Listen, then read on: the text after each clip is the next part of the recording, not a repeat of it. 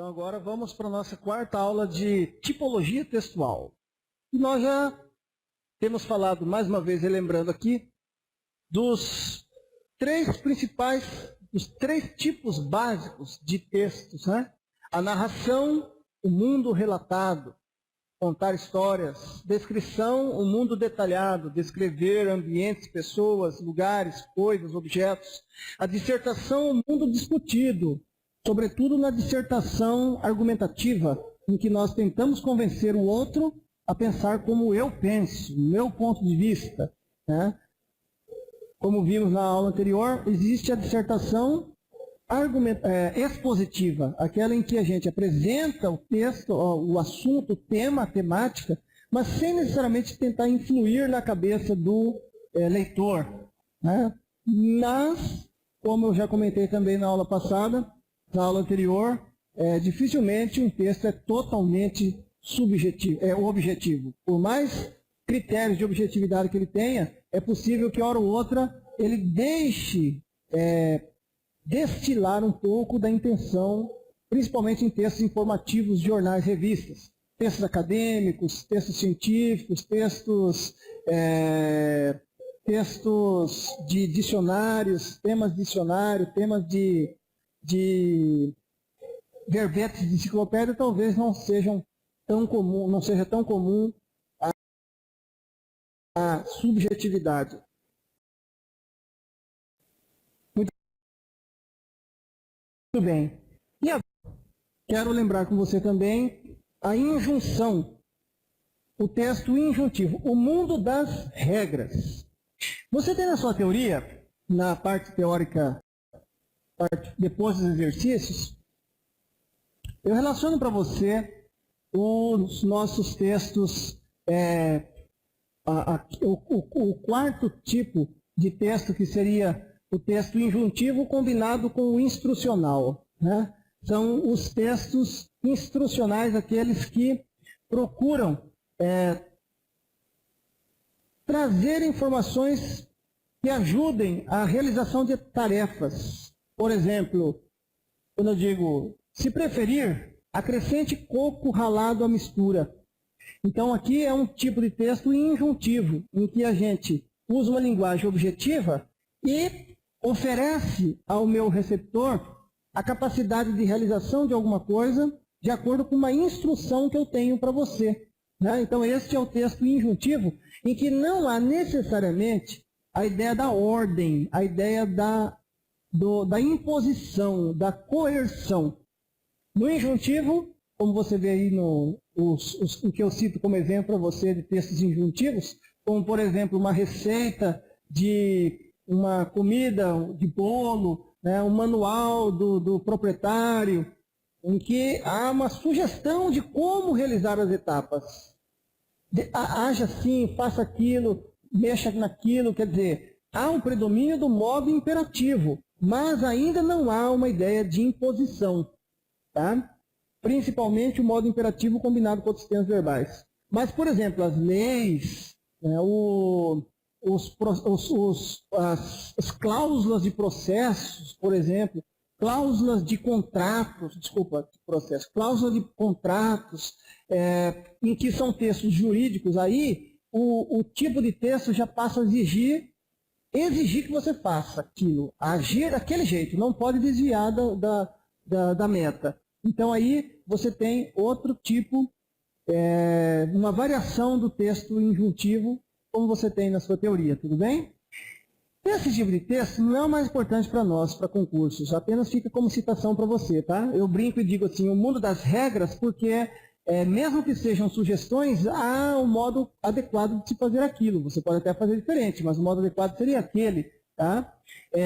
E o texto instrucional, ele é muito importante para o nosso dia a dia, para a gente realizar tarefas, é algo bem objetivo mesmo, por isso a linguagem é objetiva, e simples, o mais simples possível, para que possa favorecer o entendimento de como realizar a coisa, de como agir em determinada situação. Tá legal?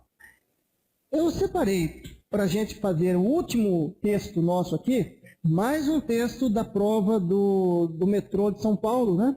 Prova 2010, E nosso segundo texto também segue a linha do primeiro, que é trabalhar com objetividade. E esse aqui, mais ainda. Se no primeiro ainda tinha uma certa conversa do leitor, da Kátia, da revista Info, da Info Abril, em conversar com o leitor, nesse segundo texto nem isso tem. É muito objetivo esse segundo texto, é o que a gente pode chamar então de dissertação expositiva.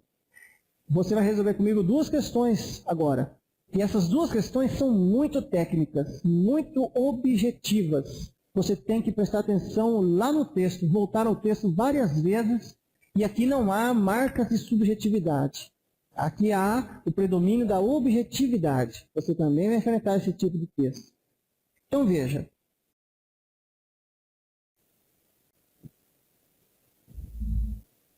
Apoio ao transporte urbano. O BNDES tem um programa de apoio a projetos de transportes públicos, abrangendo todos os investimentos necessários à qualificação do espaço urbano no entorno do empreendimento. No entorno, na área em volta, naquilo que cerca o próprio empreendimento. Tá? Apoio a projetos de transportes públicos, abrangendo todos os investimentos necessários à qualificação do espaço urbano no entorno do empreendimento. O apoio pode se dar visando a forma de operação específica. A operação específica quer dizer o ato de transportar, a própria ideia do foco, o segmento que é o transporte urbano, né? Sempre com a preocupação de mirar os seguintes objetivos. O apoio mira os seguintes objetivos: racionalização econômica, ser racional, não gastar a mais, né? Com redução dos custos totais do sistema. B, privilégio do transporte coletivo sobre o individual. Privilégio do transporte coletivo sobre o individual. Áreas, então, que vão se beneficiar, sobretudo, do transporte coletivo. O metrô, por exemplo, não é?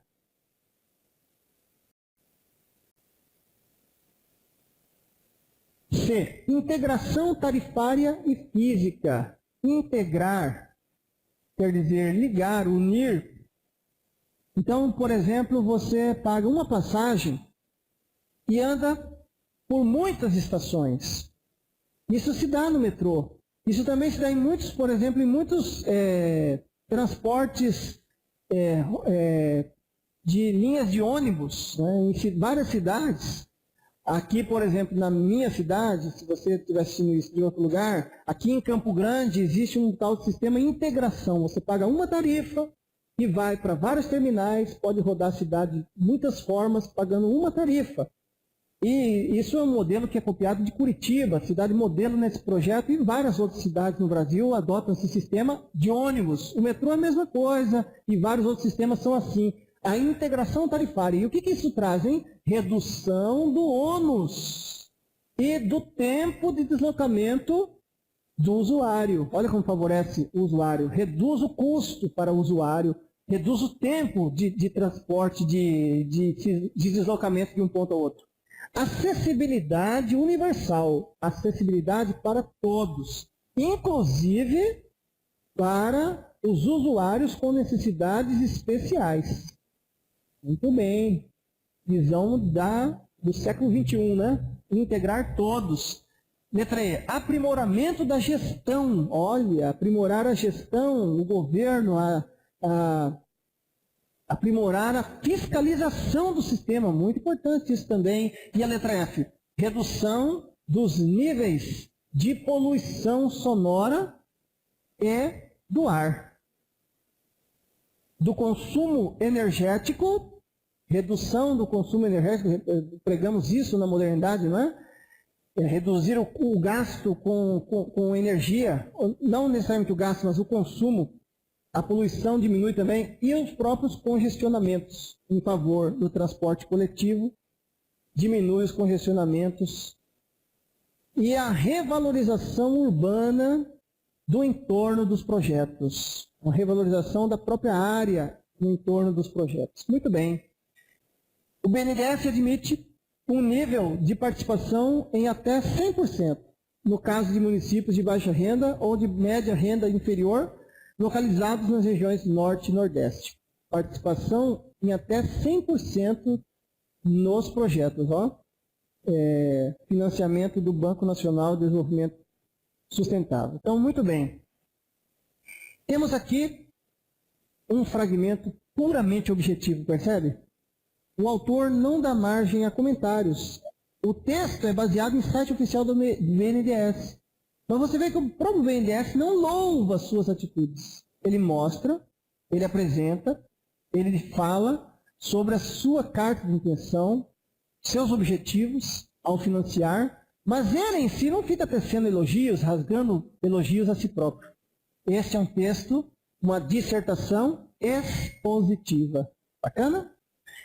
Olha só a primeira questão, a questão número 81, diz assim: para apoiar projetos de transportes públicos, questão 81. Para apoiar projetos de transportes públicos, o BNDES considera, antes de mais nada, opa, peraí, ele já te deu uma dica aqui. Quando ele falou assim, antes de mais nada, não fique procurando lá para frente, não. Procure no início. Antes de mais nada, é aquilo que está como base preliminar do que virá logo depois. Então você não vai achar essa resposta, sabe onde? Na série de enumeração que ele fez a partir dos 2 pontos. Você não vai encontrar a resposta ali. Se bem que tem uma delas, a letra F, que chega perto. A última, a letra G, perdão, que esteja perto. A revalorização urbana do entorno dos projetos. Esta é a confirmação do objetivo primário, primordial, essencial do BNDES ao desenvolver os projetos. Observe lá no texto. Para apoiar projetos de transportes públicos, o BNDES considera, antes de mais nada, você procurar no texto, você vai encontrar isso bem no começo. O BNDES tem um programa de apoio a projetos de transportes públicos abrangendo todos os investimentos necessários à qualificação do espaço urbano no entorno do empreendimento.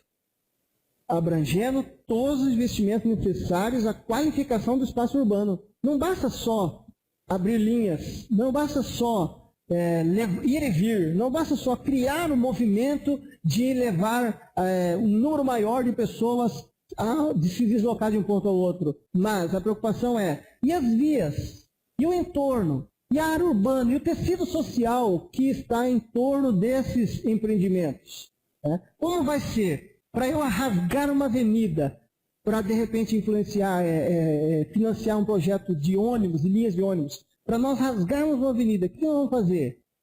Para nós construirmos um metrô subterrâneo ou um metrô aéreo, trem por linhas aéreas. Como vai ser isso? Vai ter poluição ambiental, vai ter poluição sonora, vai influenciar, vai abalar o espaço, as casas, vai poluir os rios. Então, há uma preocupação primeira no próprio entorno, a qualificação do espaço urbano no entorno do empreendimento. Pode buscar a resposta que você vai encontrar aí. Essa resposta, talvez não necessariamente com essas palavras assim, mas, voltando à questão então, observe. Para apoiar projetos de transportes urbanos, o BNDES considera, antes de mais nada, a viabilidade operacional já demonstrada de projeto similar ao oferecido. O texto não falou nada disso, que tem que já haver tem que ser a operacionalidade tem que ser viável e tem que ser similar a algum outro projeto que já exista. Não está falando isso. Está falando financiamento de projetos. Se são novos, se são inovadores, se são similares a outros, também não sabemos. O texto não fala nada disso, que tem essa obrigatoriedade de ser similar a outro. A letra A é uma mentira. Letra B, a repercussão, repercutir, reverberar, chegar a outro, sair de um ponto e ir ao outro. repercussão positiva do empreendimento sobre aspectos de seu entorno. Opa! Segura a letra B. Segura a letra B que está batendo com esse trecho que ele falou, abrangendo todos os investimentos necessários à qualificação do espaço urbano no entorno do empreendimento. Repercutir a qualificação do espaço urbano, repercutir aspectos, a repercussão é positiva sobre aspectos de seu entorno. Segura a letra B? Segura B. Letra C. Uma recuperação tecnológica e financeira de empreendimentos onerosos. Não falou se os empreendimentos são onerosos, são caros ou são baratos. Falou no último parágrafo. Admite um nível de participação em até 100% no caso de municípios de baixa renda ou de média renda inferior. Mas não diz que o investimento em si vai ser baixo e vai ser alto. A recuperação tecnológica e financeira de empreendimentos onerosos é como se, por exemplo, ele estivesse recuperando investimentos que já são caros. Ele vai lá, então, incentivar a pegar esses investimentos que estão dando prejuízo e fazê-los ser recuperados. A recuperação tecnológica e financeira. Não falou nada disso, texto. Letra C é um absurdo. Letra D. Formulação de objetivos ordenados segundo sua prioridade. Não, também não é bem assim. A formulação de objetivos ordenados segundo sua prioridade. Segundo a prioridade de quem? Esse sua, inclusive, está ambíguo. Segundo a prioridade dos objetivos, ou segundo a prioridade dos objetivos, ou segundo a prioridade do BNDES. Não é? E, na verdade, não é nenhum nem outro. A prioridade aqui é não de um ente em si, né? É valorizar, é saber aplicar o recurso de maneira que salvaguarde a comunidade em geral.